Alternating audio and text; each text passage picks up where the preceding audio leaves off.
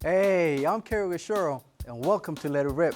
We're coming to you from the CUNY TV studios in the shadow of the Empire State Building in New York City.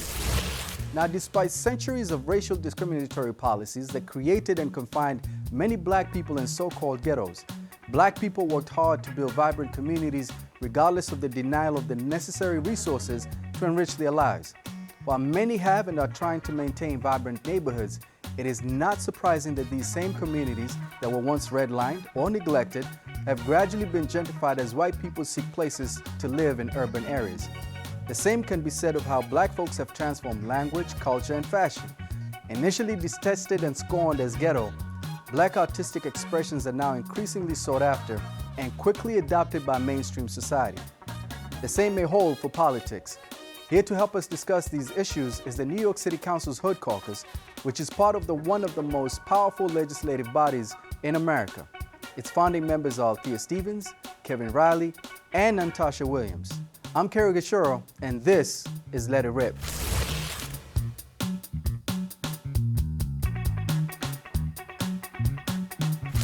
So welcome to all of you. Althea, I'll start with you. There are numerous caucuses within the New York City Council. So why did you guys feel the need to form the Hood Caucus? We really got started because our really good sister, Natasha Williams, started out as a joke and was like, yo, we should really be the Hood Caucus. And we just really started to work together in a real way. And in the beginning, it started out as a joke, and it really developed into us really thinking about, well, how do we move legislation for the hood, and what does that look like, and making sure, because a neighborhood is part of the hood. And so how do we make legislation, how do we make policy, budget acts that really are targeted and really for people who come from our community who don't typically feel a part of the conversation or feel heard, and really bring them in to be a part of the government. And it doesn't hurt that we all look young, so that also brings a different feel and dynamic to it as well. Natasha, I want to come to you. What are some of the reasons that you also wanted to be a part of the caucus? I think in this political space, I've been operating in government and politics for over a decade, and you don't come across a lot of authenticity. It's kind of lost within this space. And so when we all got into the council, I think there was a natural chemistry amongst us, authenticity. And when you think about communities, like, people show up as who they are, with their issues, with their concerns, with their good things and their bad things, and making sure that we have that direct connection, we reflect the community, is a part of why I think we gel together, why we felt that Hood Caucus is not just about like having a catchy name that resonates with people, but also how could we use this catchy name, who we are, our personalities, our character, to push an agenda that best serves our communities. Okay. Kevin, I want to come to you. So how about some of the legislative priorities that you guys are championing as part of the caucus? So there's a few legislative priorities. Not only legislative, we also champion like programs as well. One thing we championed was doing youth entrepreneurship. But something that we're really championing right now is really focusing on the detrimental illness that social media plays on young people. And one of that is gun violence that happens within our community. I introduced a bill that I actually got from a hip hop song, J. Cole, The Climb Back, where he talked about having a 3-digit number when there's triggers getting involved. And if we know gun violence happens within our communities, and us three, we mentor young people within our communities. They tell us stories that happen. We hear about conflicts that happen within our community. And something we were never taught was emotional intelligence as we were growing as well.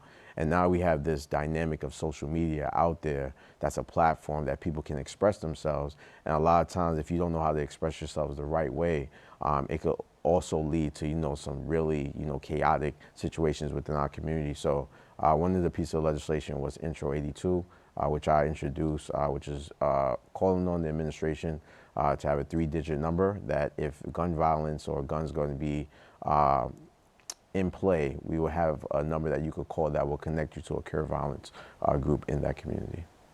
And so when you guys come together and say, hey, let's form the Hood Caucus, part of it is you guys are coming from predominantly Black and Latino communities. So what does that mean for folks that are living in your districts? So typically, when you look at government right now, if you look at an election, it's really always a low turnout. If you look at systematically throughout the years, us growing up in government, there isn't really a lot of faith in government. So you're typically not getting everyone involved within your community, coming out, hearing the issues, hearing what government is doing. When we formulated, yeah, it started out as a joke at first because we were just a bunch of council members that had, similar upbringings, but also we connected.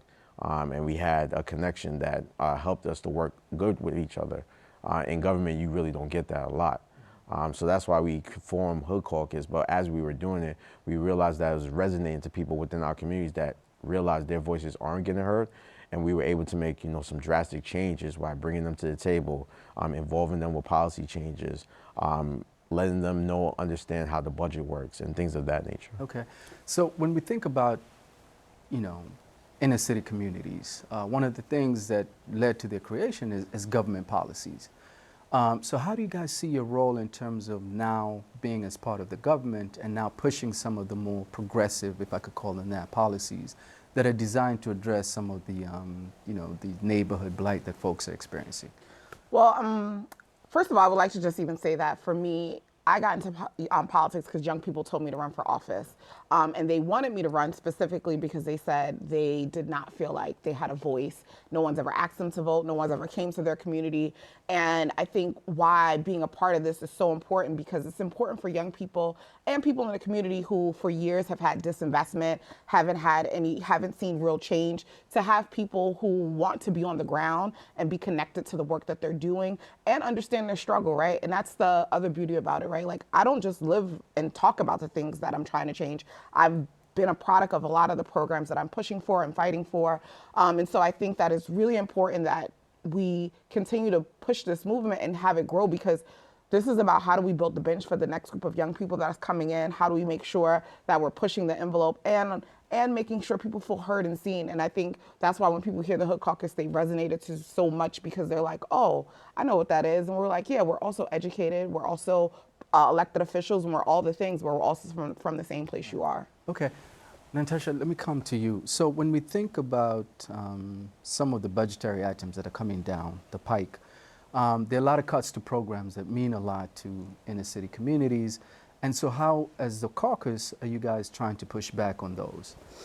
That's a really good question. And, we always talk about how to leverage our collective power right up into just this moment coming into this interview. And, shout outs to Speaker Adams, because she actually appointed the Hood Caucus, the entire Hood Caucus, to the Budget and Negotiation Team, B&T, which is a special group of council members that work with the Speaker's office to negotiate the budget with the mayor. So we are entering in our first budget as B&T members.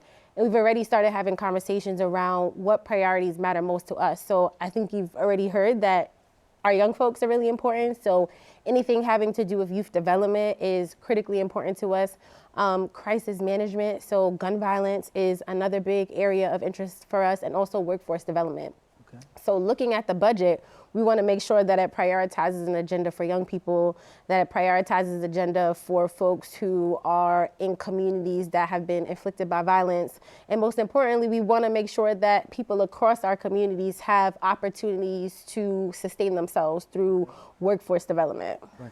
When you look at the budget, when you look at the mayor, do you think that he is addressing or speaking to the needs of the hood? I'll start with you, Natasha. Oh, man. I thought you were going to have to really start. No, I'm going to come to him. Yes and no. Okay. And, I would say when we first started, we really worked really hard to try to build bridges with the administration. And we're always open to building that bridge.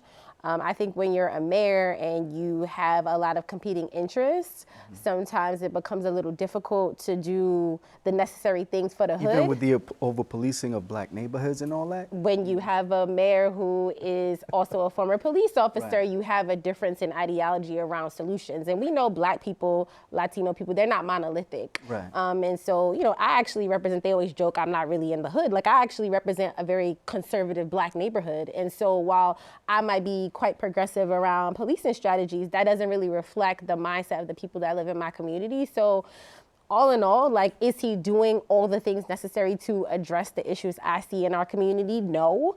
But I know, again, we continue to try to create that space for partnership. Let me come to Kevin on that. Kevin, same question, man. What are your thoughts on the budget and the mayor? So,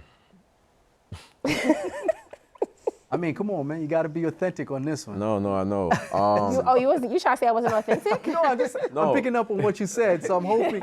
I'm just hoping you're gonna keep it 100 with all of us, man. So, no. And the reason why I say no is being the mayor of a large city like New York City is a challenge. And when you're going back to those races, when you're having people that come out, so those races is very low turnout. The mayor has a structure where he goes around to these communities, he has community conversations. And when he's having these conversations, and a very important component to the fact when we ran for office was the defund the police. That was a very popular terminology that was utilized during 2021 when a lot of people were running. And a lot of communities got scared about that. And those were the communities that were actually going out and vote. So when I say no, I don't think he's directly going to those individuals. You might hear him, they talk about he's the hip hop mayor and things of that nature. I think he utilizes those components, like how we utilize those components, to bridge that gap. But I don't thoroughly think he's utilizing the budget to address what's going on within the hood. Athea, same question.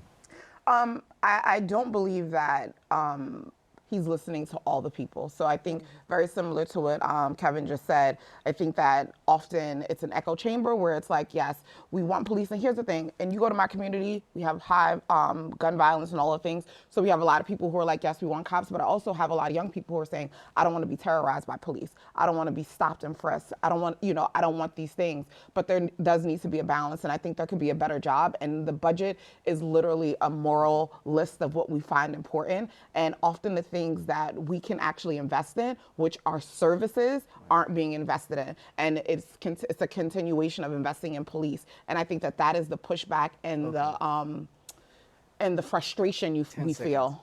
So Great.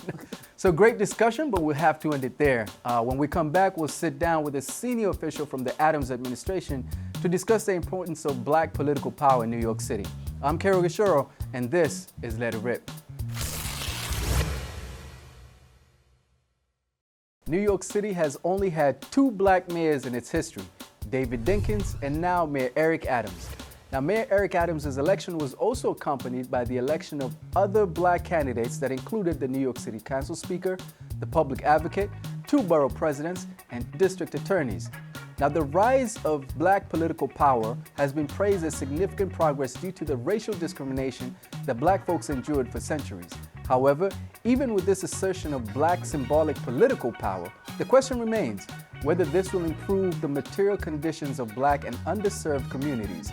Here to help us discuss this issue is the Chief Advisor to Mayor Eric Adams, Ingrid Lewis-Martin. Welcome, Ingrid. We're so glad to have you. And I'm happy to be here. Thank you. I know you've been with the mayor since he became Brooklyn's borough president.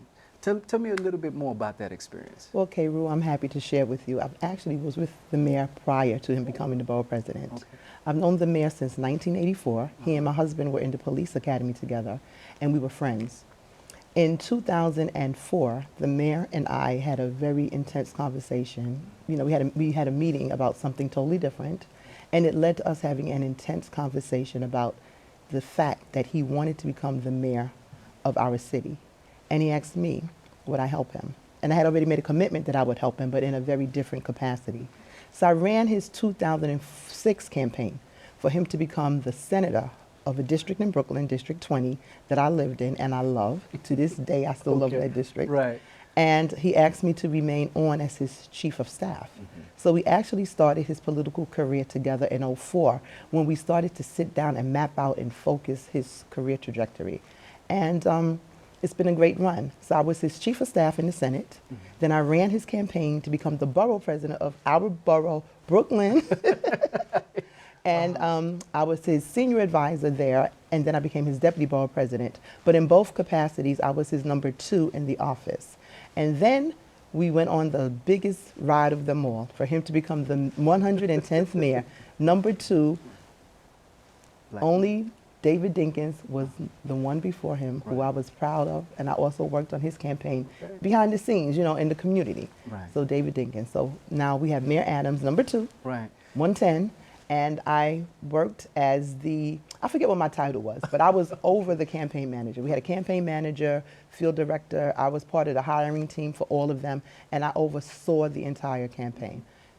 So one of the things that people have been very excited about with regard to the mayor is the level of diversity in his administration. You know, would love to hear more about that and whether he's being very intentional about making sure that it reflects what we see in New York City. Well, our first mayor said that New York City was a beautiful mosaic. And the Honorable David Dinkins was one of the mentors to this current mayor. I knew Honorable David Dinkins, but he was not a mentor to me. Okay. His chief of staff, Bill Lynch, Honorable Bill Lynch, mentored me. And the administration is reflective of a broad scope of diverse New Yorkers, and it is with every intent. And not just in the minority sphere, but in every intent. So we have people from all colors, all walks of life throughout the administration. The executive team looks more like me. You have me. I'm Barbadian and Panamanian by descent. Was born here, like my mom, but she's Bajan Panamanian. So first of all, we have a whole bunch of women. Right, and that's what I wanted to pick up But wait, on. we got a man too. We do have a male deputy mayor. I don't want to leave him out. All right. You know, Deputy Mayor Phil Banks. And I don't know his background, but he's a brother. Right. That's good. So in terms of having this many women in very powerful positions, Yes. was that something that the mayor and you guys, were you very intentional about making sure that you have women from a broad spectrum of what New York City represents? Well, we have a very smart mayor. Okay. And you know, they say if you want to get something done, do what? Get a woman. So he got a whole bunch of us because he wanted to make sure that we get stuff done. That's our mantra. And he's always had that poise about him. When we were in the Senate, as I said, I was his chief of staff. We had a number of women in our administration. In Borough Hall, he was cited by then public advocate Letitia James, who is now our Attorney General, as having the most diverse office in government with the most women and at the commensurate salaries to their male colleagues. Oh, wow. So he was cited for that. So he's known for that. So when he formed his cabinet, he knew that he wanted a bunch of smart, intelligent women at the helm. Okay. And so, you know, we just had the Hood Caucus and I love the Hood Caucus. Sometimes they, you know, they say stuff they shouldn't say because I already talked to Natasha, but I love them. I love them. right. So one of the things that they raised was this idea that, yes, we have, you know, essentially black political power. You have a lot of black folks who are in positions of power. But their main concern was that that political power is not translating to the material needs of, you know, a lot of black folks out there. You know, what would you say to that? Well, we all want to do more and we want to do better. And it's always easy to find fault. They're on the other side of the hall. I can find fault with things that they do, but sometimes I don't know the reason. I know that through this administration, we have families who used to pay $55 a week for childcare, who are now, because of this mayor, pay $5 a week. I also know that we had kids in our school system who had dyslexia. They couldn't read because they had a reading disorder. We now have testing for those children. I also know that because of this mayor, jobs are up, crime are down. We have more jobs in the private and public sector than in the history of New York City ever. And the list goes on. I know that this mayor also put protocols in place to combat mortality death for black women. Black women are more likely to die during childbirth than our white counterparts. And we put money into the budget to work with HHC and other facilities to help combat that. So we've done a lot of stuff. And there's so much more that we've done to help all communities, because we can't just focus on black communities. You know, everybody wants to focus on their own, but you know, he's the mayor for everyone. So one of the things that you kind of highlighted is, you know, the relationship between the mayor and the city council. There have been, you know, a lot of articles out there saying that it's not as good a relationship as it should be.